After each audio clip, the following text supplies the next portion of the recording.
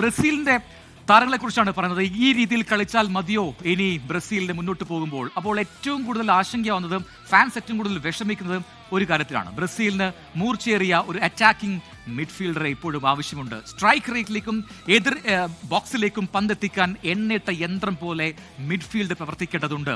പക്യൂച്ചക്കൊപ്പം മുന്നിട്ട് നിരയിലേക്ക് പന്തെത്തിക്കാൻ ഒരു പ്ലെയർ എന്നത് സാരം. ആരെ കളത്തിറക്കും?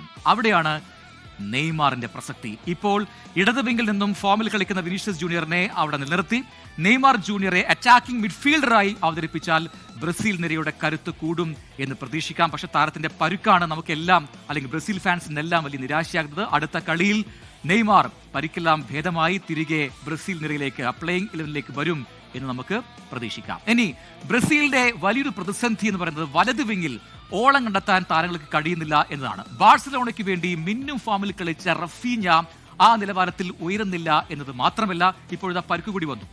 അവിടെ റഫീഞ്ഞയുടെ പ്രകടനം വളരെ വിശദമായി നമുക്കൊന്ന് പെട്ടെന്ന് പരിശോധിക്കാം. അപ്പോൾ എന്താണ് ആകെ കളിച്ചത്? 40 മിനിറ്റാണ് എന്ന് കാണാം.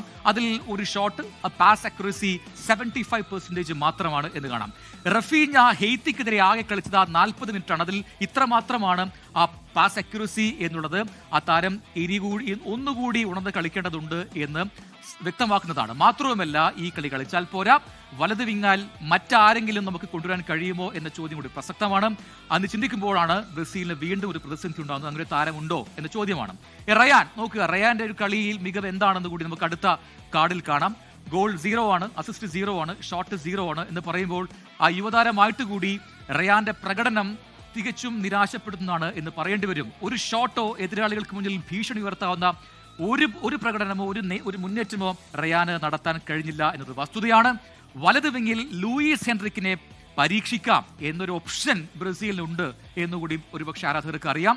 റഫീഞ്ഞെ അറ്റാക്കിംഗ് മിഡ്ഫീൽഡിലേക്ക് അപ്പോൾ കൊണ്ടുവരേണ്ടി വരും. ഈ ഒരു ഫോർമേഷൻ ഒരുപക്ഷെ ബ്രസീലിന് നടത്താവുന്നതാണ്. ഇനി ബ്രസീൽ മുന്നേറണമെങ്കിൽ ഏതൊക്കെ മേഖലകളിൽ മുന്നേറണം എന്നുകൂടി നമുക്ക് വളരെ പെട്ടെന്ന് നോക്കാം. അറ്റാക്കിംഗ് മിഡ്ഫീൽഡറുടെ അഭാവമുണ്ട്, നേരത്തെ പറഞ്ഞതാണ്. വലത് വിങ്ങിൽ താളം കണ്ടെത്താൻ കഴിയുന്നില്ല നിലവിലെ താരങ്ങൾക്ക് എന്നുള്ളത് മറ്റൊരു പ്രസക്തമായ കാര്യമാണ്. ഇനി വിങ് ബാക്കുകളുടെ മോശം പ്രകടനം, അതുകൊണ്ടാണ് ഈ ഗോൾ വഴങ്ങേണ്ടൊക്കെ വരുന്നത് എന്ന കാര്യം കൂടി ഓർക്കുക. ഒരുപക്ഷെ അത്തരത്തിൽ ആദ്യ കളിയിലൊക്കെ നമ്മൾ കണ്ടതാണ്. ഇനി ബ്രസീൽ നിരയിൽ മികച്ച ഒരു റൈറ്റ് ബാക്ക് ഇല്ലാത്തത് വലത് വിങ്ങിലെ മുന്നേറ്റത്തെ അടക്കം ബാധിക്കുന്നുണ്ട് എന്നത് മറ്റൊരു പ്രശ്നമാണ്. ആ പ്രശ്നം പരിഹരിക്കാൻ റോജർ ഇബാനസിന് പകരം ഡാനിലോയെ ഇറക്കിയിട്ടും കാര്യമായ മാറ്റമൊന്നും കഴിഞ്ഞ കളിയിൽ ഉണ്ടാക്കാൻ കഴിഞ്ഞിട്ടില്ല. സ്കോട്ട്ലൻഡിനെതിരെ കാർലോ ആഞ്ചലോട്ടി എന്ത് തന്ത്രം മെനയും എന്ന് നമുക്കതുകൊണ്ട് തന്നെ കാത്തിരുന്ന് കാണാം. അപ്പോൾ ബ്രസീൽ ടീം മുന്നേറ്റത്തിലേക്ക്, അല്ലെങ്കിൽ മികച്ച പ്രകടനം പുറത്തെടുത്ത് അവരുടെ കളി മികവിന്റെ ഏറ്റവും പാരമ്യത്തിലേക്ക് എത്തണം എന്നാണ് ആരാധകരെല്ലാം കാത്തിരിക്കുന്നത്. ഫുട്ബോൾ പ്രേമികളെല്ലാം, അത് ബ്രസീലെന്നോ മറ്റ് ടീമുകളെന്നോ ഇല്ല, എല്ലാവരും ബ്രസീലിന്റെ മികച്ച കളി അത് കാണാൻ വേണ്ടി കാത്തിരിക്കുന്നുണ്ട്. ശേഷിക്കുന്ന കളികളിൽ ആ ടീം ആ നിലയിലേക്ക്, ആ നിലവാരത്തിലേക്ക് ഉയരും നമുക്ക് കരുതാം.